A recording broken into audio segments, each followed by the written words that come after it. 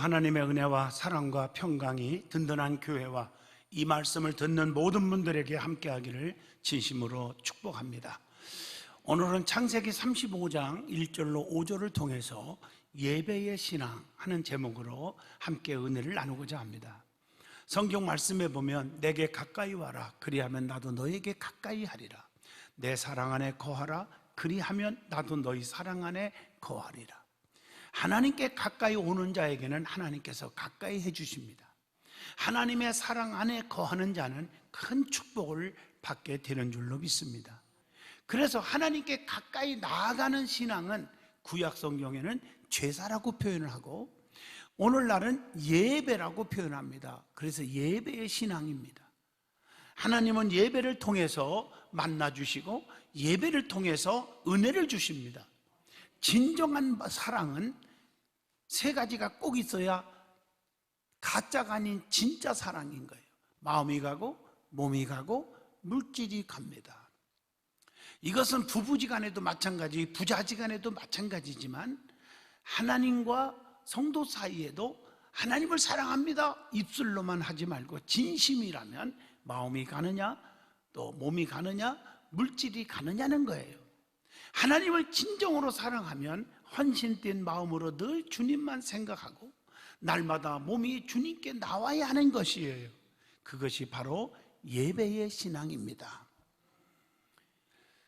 오늘 본문 말씀의 배경을 보면 야곱이 자신을 죽이려고 하는 에서를 피해서 애삼촌 라반의 집으로 하란 땅으로 가던 중에 꿈에 하나님을 만나서 은혜를 체험하게 되었다는 얘기가 있죠.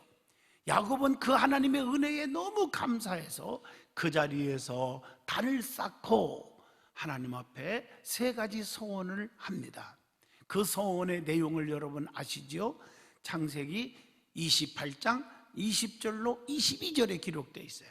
하나님이 나의 하나님이 될 것이요 내가 기둥으로 세운 이 돌이 하나님의 전이 될 것이요 반드시 10분의 1을 하나님께 드리겠나이다. 이렇게 고백을 했습니다. 야곱은 은혜를 체험한 후에 외삼촌 라반의 집에서 처가살이 20년을 하면서 많은 시련과 고통과 멸시와 정말 핍박을 받았지만 하나님께서 야곱과 함께 하심으로 마지막에는 하나님이 야곱 편에 서 주심으로 거부가 되는 축복을 받고 나오게 됩니다. 그러나 야곱은 하나뿐인 딸이 있었죠. 그게 누구요? 디나입니다. 디나가 휘 족속 중 하나인 세겜에게 강간을 당하게 되었습니다. 그 일로 인해서 시몬과 레위가요 하물과 그 아들들을 속여서 죽이게 됩니다. 아주 사건이 커져 버렸어요. 결국 야곱은 이 일로 인해서 가나안 족속과 브리스 족속에게 해를 당할까 두려워하는 가운데 하나님은 야곱에게 나타나서 말씀하신 것이 오늘 본문 1절의 말씀입니다. 형 에서의 낯을 피하여 도망하던 때에 내게 나타났던 하나님께 거기서 단을 쌓으라 이렇게 말씀하신 거예요. 여러분 힘들고 고통스럽고 번민에 차 있고 괴롭습니까? 하나님의 음성을 들을 수 있기를 바랍니다. 단을 쌓아라. 다시 말하면 예배의 신앙을 회복하라 이렇게 말씀하신 거예요. 여러분 힘들다고 신앙생활 나태하면요 마지막에 헤어나올 수가 없습니다. 예배가 회복되게 하라는 거예요. 이게 하나님의 음성입니다. 오늘 이 말씀을 통해서 단을 쌓는 신앙인 예배를 통해 주시는 하나님의 축복과 하나님의 깊은 은혜를 나누고자 하는 것입니다. 제일 먼저 야곱이 단을 쌓는 이유가 있어요. 야곱이 왜 단을 쌓습니까? 오늘 말씀처럼 첫째가 하나님의 명령에 순종하는 것입니다. 단을 쌓는 예배의 신앙은 하나님의 절대적인 명령입니다. 출애굽기 20장 8절에도 뭐라겠어요? 안식일을 기억하여 거룩하게 지키라 그랬단 말이에요. 하나님께서 야곱에게 베델에 가서 단을 쌓으라고 명령하신 거예요. 본문 1절이 그거예요. 하나님이 야곱에게 이르되 일어나 베델로 올라가서 거기 거주하며 내가 네 형 에서의 낯을 피하여 도망하던 때에 내게 나타났던 하나님께 거기서 제단을 쌓으라 하신지라. 우리 하나님은 예배를 통해서 만나주시기 때문입니다. 두 번째는 서원을 지키고자 하는 믿음이 있었기에 단을 쌓으러 간 것입니다. 야곱은 베델에서 은혜 받고 세 가지 서원을 했지요. 그게 창세기 28장 20절로 22절. 하나님이 나의 하나님이 될 것입니다. 다시 말하면 나의 삶의 운전대를 하나님께 다 맡기겠습니다. 내 맘대로 내 지식과 이론과 경험과 교만으로 살지 않겠습니다. 또 하나가 소원이 뭐지요? 창세기 28장 18절에 야곱이 아침에 일찍 일어나 베개로 삼았던 돌을 가져다가 기둥으로 세우고 그 위에 기름을 붓고 한 말씀처럼 돌에다 기름 붓고 자기가 가지고 있는 비상금 전 재산을 하나님의 단에다가 다 바치고 그러면서 하나님의 전이 될 것입니다 라고 소원합니다. 야곱은 자신이 가진 기름이 전 재산이었어요. 은혜 받으면 하나님 앞에 드림에 인색하지 않음을 찾아보게 됩니다. 그리고 나서 창세기 28장 22절에 반드시 10분의 1을 하나님께 드리겠나이다 라고 소원합니다. 은혜를 체험한 사람은 하나님 앞에 그 하나님의 명령의 법도를 지키는 것입니다. 여러분 구약에 보면 나시린이 있잖아요. 나시린은 하나님 앞에 구별된 자예요. 구별된 자의 서원이 있어요. 나시린의 서원 여러분 많이 들어서 알죠. 민수기 6장 3절에 보면 포도주와 독주를 멀리하겠다, 술과 멀리하겠다, 이렇게 술 취하지 않겠다 서원했어요.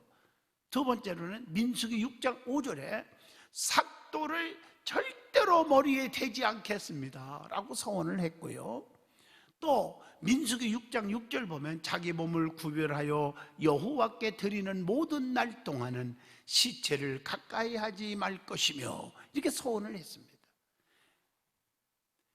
자, 성경에 보면 이 서원한 얘기들이 참 많이 나와요. 구별된 자는 확실하게 하나님 앞에 서원을 하고 다짐을 하고 신앙적인 결단을 하는 것을 보게 됩니다. 그래서 서원의 제사를 통해서 주시는 은혜가 있잖아요. 창세기 28장 15절에 보면 내가 너와 함께 있어 네가 어디로 가든지 너를 지키며 너를 이끌어 이 땅으로 돌아오게 할지라 내가 네게 허락한 것을 다 이루기까지 너를 떠나지 아니하리라 하신지라. 여러분 이 말씀을 한번 종합해 보세요. 무슨 뜻입니까? 하나님이 나와 함께 하겠다는 거예요. 임마누엘, 네가 어디로 가든지 너를 눈동자같이 지켜주겠다는 거예요. 내가 절대로 너를 떠나지 않겠다. 전능하신 하나님의 축복의 언약이잖아요. 오늘 이 언약이 여러분에게 임하기를 바랍니다. 야곱은 은혜를 받고 고백한 창세기 28장 16절 말씀 있죠.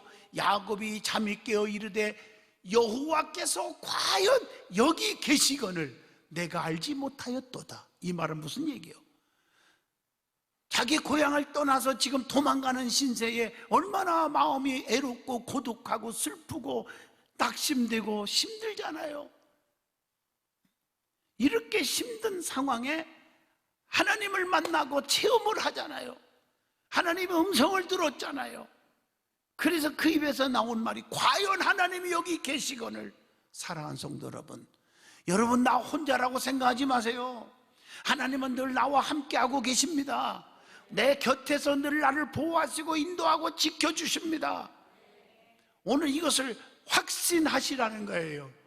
야곱은 은혜를 받고 베델에서 단을 쌓겠다고 하는 하나님과의 약속을 지킨 것입니다. 그래서 이게 뭐요? 하나님 앞에 단을 쌓겠다. 구약에는 제사를 드리겠다. 신약에는 예배를 빠지지 않겠다. 그래서 구약에는 제사도 5대 제사가 있어요. 5가지 제사가 있어요. 레위기 6장과 7장에 기록되어 있죠. 그 중에 하나가 의무제와 자원제가 있는데, 의무제로 번제가 있어. 번제. 여러분, 번제는 많이 들어봐서 알죠. 아브라함이 이삭을 뭐로 드리러 가요? 번제로. 번제는 자원제, 의무제입니다. 그러므로 레위기 6장 8절로 13절 말씀처럼 하나님을 향한 복종을 의미하는 영적인 교훈이 있습니다. 번제는 하나님께 대한 온전한 충성과 온전한 헌신의 상징이기도 합니다. 한 점의 흠도 없이 자신을 하나님께 드린 오늘날 그리스도의 모형이기도 합니다. 두 번째가 소제가 있습니다. 이건 자원제죠. 소제는 레위기 6장 14절로 23절을 잘 보시면 이것은 봉사를 의미하기도 합니다. 영적 교훈이. 소제의 목적은 하나님께 대한 순수한 희생적 봉사를 의미합니다. 소제는 매일 드리는 것으로 최선의 것, 즉 우리의 생명을 드리는 의미도 있다고 봅니다. 그래서 영적인 의미에서 보면 소제는 그리스도의 삶을 나타내는 것이라고 봅니다. 세 번째가 화목제가 있습니다. 이건 자원제입니다. 화목제는 하나님의 은총에 대한 감사와 그 은혜의 보은의 제사라고 말할 수가 있겠죠. 화목제는 화해와 일치와 친교를 의미하므로 평안제, 수훈제라고도 합니다. 네 번째가 속죄제가 있어요. 여러분, 속죄제와 속건제 비슷해가지고 혼선이 일으키게 되는데 조금 차이가 있어요. 속죄제는 의무제입니다. 하나님과 우리 사이의 영적인 관계에서도 많이 회개하는 제사는 속죄제라고 해요. 속죄제는 율법을 범한 죄를 속죄하는 제사요, 인간의 근본 죄성을 고백하는 제사입니다. 그래서 속죄제는 죄인을 대신해서 십자가에 달리신 그리스도를 우리에게 보여주는 것이라고 말하죠. 속죄제는 자기 죄를 깨닫는 죄인으로서 하나님께 나아오는 것입니다. 마지막 다섯 번째, 속건제가 있습니다. 이것은 의무제입니다. 속건제는 성물이나 남의 물건을 훔치고 이렇게 범한 죄를 속하되 거기에 뭐의 의미가 있느냐? 배상의 의무가 있어요. 여러분, 남의 것 떼어먹고 남의 것 건드렸으면 배상을 해주는 것이 그리스도인의 도리입니다.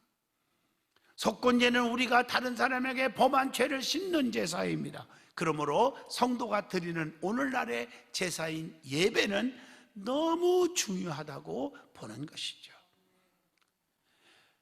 자, 그러면 하나님 앞에 제사를 드리라, 예배를 드리라, 예배의 신앙이 회복되자 그랬는데 구약의 제사에는 어떤 것이 있습니까? 피 뿌림이 있습니다. 피가 있어요.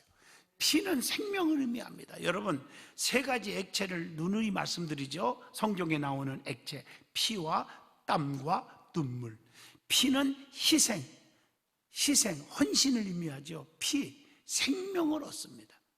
땀은 노력을 의미합니다. 노력, 그러면 양식을 먹고 재물의 복을 받아요. 그 다음에 눈물은 뭐냐? 기도를 의미하고, 기도는 응답받는 기적을 이루는 것입니다. 그래서 성경에 기록되어 있는 거예요. 피는 생명이에요. 육체의 생명은 어디에 있다? 레위기 17장 11절로 14절, 피에 있다고 말하고 있어요. 그래서 피 흘림이 있어야 우리가 뭘 받아? 죄 사함을 받는다고 했어요. 출애굽기 24장 8절의 말씀, 언약의 피라고도 말하고 있잖아요. 그리고 유월절 어린 양의 피를 가진 자가 어떻게 했어요? 절대로 심판을 받지 않아요. 출애굽기 12장 13절의 말씀입니다. 그래서 피 흘림이 있어야 하나님의 언약이 회복되는 거예요. 출애굽기 24장 8절 보면 모세가 그 피를 가지고 백성에게 뿌림에 이르시되 이는 여호와께서 이 모든 말씀에 대하여 너희와 세우신 언약의 피니라, 이렇게 말하고 있어요. 그리스도의 피 흘림을 통해서 죄인이 구원을 받게 되지 않습니까? 요한복음 19장 34절을 보면 그중 한 군인이 창으로 옆구리를 찌르니 곧 피와 물이 나오더라. 피는 또한 두 번째 우리를 정결케 합니다. 우리를 구속하는 것은 보배로운 피입니다. 베드로전서 1장 19절에 같이 한번 볼까요? 오직 흠없고 점없는 어린 양 같은 그리스도의 보배로운 피로 된 것이니라, 이렇게 말하고 있습니다. 흠없고 점없는 어린 양 같은 그리스도의 보배로운 피로 우리를 구속하는 거예요. 구원하는 거예요. 그 피로 말미암아 원수가 된 자도 화평과 일치를 이루게 됨을 에베소서 1장 13절에 말씀하고 계십니다. 그리스도의 피가 하나님이 원하시는 율법의 요구를 이루게 되는 것도 로마서 8장 4절을 통해서 기록하고 있습니다. 예수님의 피로 말미암아 구속, 곧 우리는 뭘 받아요? 제사함을 받았느니라, 에베소서 1장 7절에 말씀하고 계십니다. 그러면 우리가 성도가 거룩해야 할 이유가 있습니다. 왜 거룩해야 됩니까? 성경에 우리에게 답을 주잖아요. 하나님이 거룩하기 때문입니다.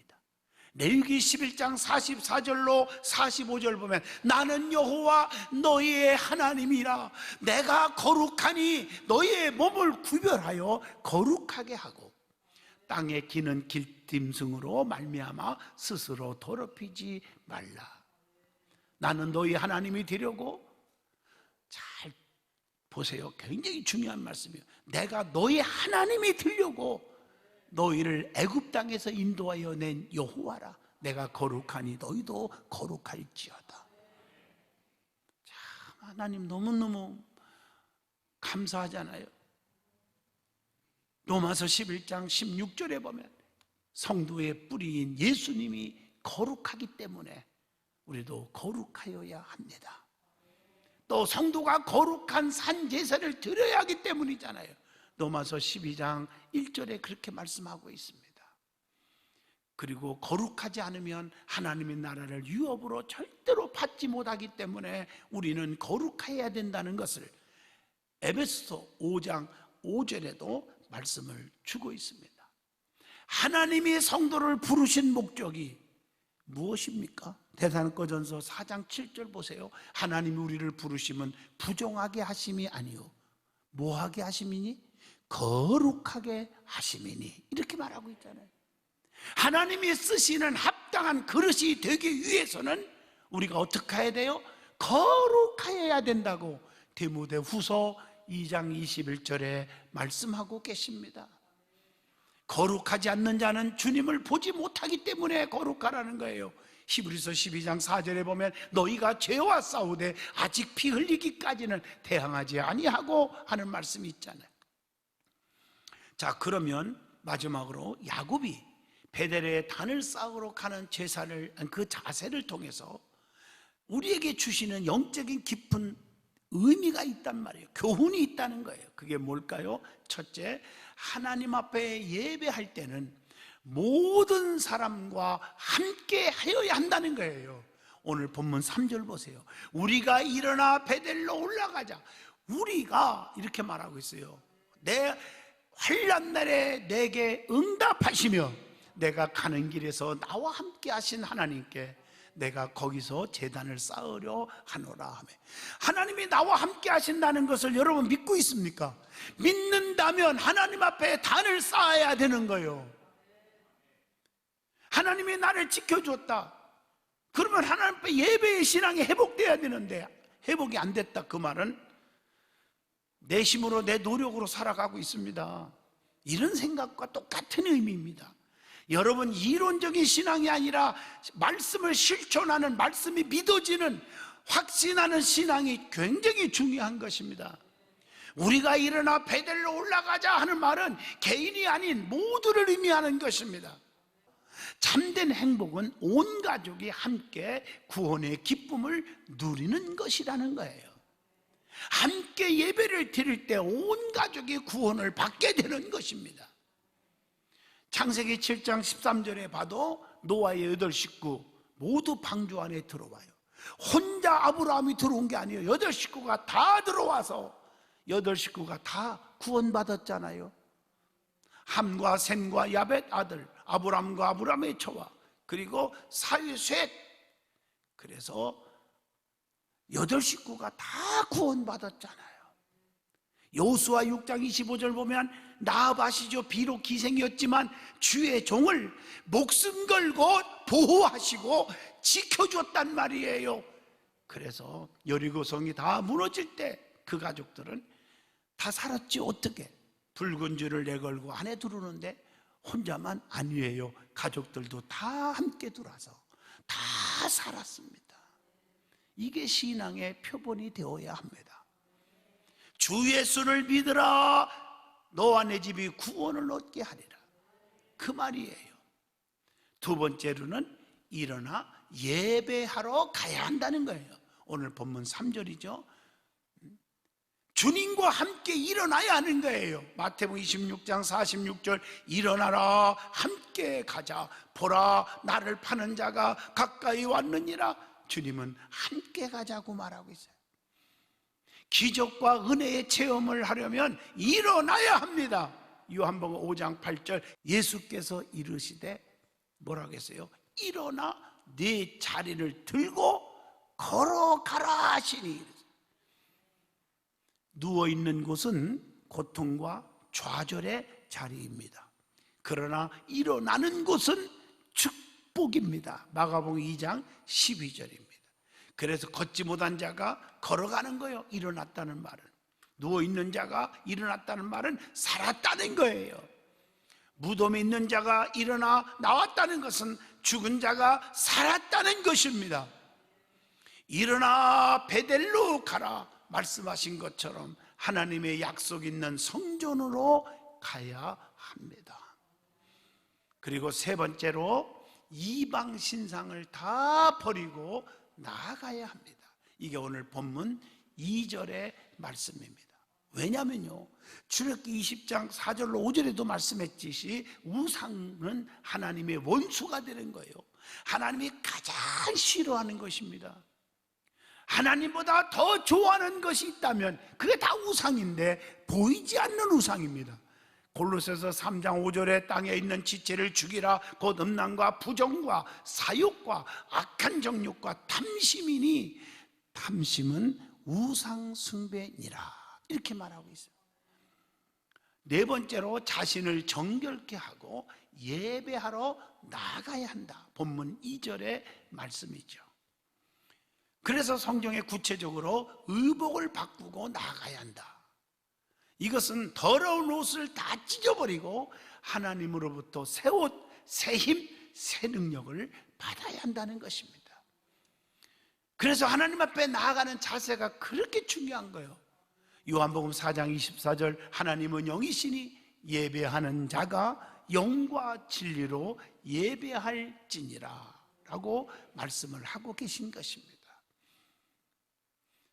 다섯 번째로 하나님의 은혜를 생각하며 그 은혜에 감격 감사함으로 예배하러 나가야 한다는 거예요. 그게 오늘 본문 3절의 말씀입니다. 그렇게 되면 하나님이 뭐라고 말씀하고 계십니까? 환난 날에 응답하시겠다고 그랬어요. 또 뭐예요? 하나님은 나와 함께 해주신다고 그랬어요. 그러기에 하나님께 단을 쌓기 위해 베델로 나아가는 것입니다. 오늘 이 말씀을 통해서 예배가 회복되는 은혜가 있기를 축복합니다. 결론적으로 말하면 하나님은 오늘날의 제사인 예배를 통해서 만나주시고 은혜와 축복을 주십니다. 누구든지 예배의 신앙이 회복되면 기적이 일어납니다. 여러분들의 자녀와 부모와 형제 다 예배가 회복되게 하셔야 합니다. 하나님은 예배하는 자들을 찾으신다고. 요한복음 4장 23절에 아버지께 참되게 예배하는 자들은 영과 진리로 예배할 때가 오나니 곧 이때라. 아버지께서는 자기에게 이렇게 예배하는 자들을 찾으시느니라, 이렇게 말씀했어요. 예배를 통해서 하나님을 만나고 깊은 영적 체험이 있어지기를 진심으로 기도하는 것입니다. 오늘 예배를 통해서 여러분의 소원이 다 응답되는 기적이 일어나기를 축복합니다.